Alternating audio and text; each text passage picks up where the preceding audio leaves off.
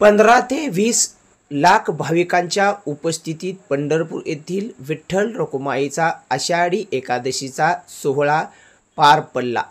आषाढी एकादशीच्या सोहळ्यासाठी पंढरीत यावर्षी प्रचंड भाविकांची गर्दी होती।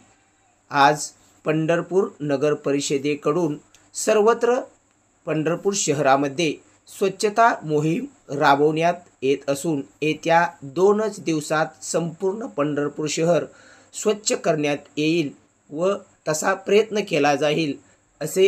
नमस्कार। पंढरपूर शहरामध्ये आषाढी यात्रेकरता यावर्षी साधारण 15 ते 20 लाख भाविक पंढरपूर शहरामध्ये दाखल झाले होते। मागच्या वर्षीच्या तुलनेने हा आकडा निश्चितच जास्त आहे।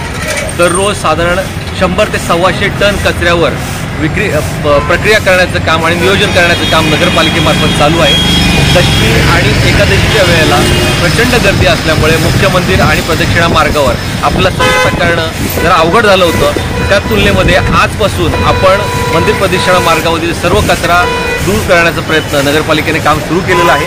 हे करत असताना वाळवंट, पत्राशेड, वाकरी या ठिकाणचं देखील कचरा आपण उचलण्याचं काम सायमल्टेनियसली सुरू केलेलं आहे।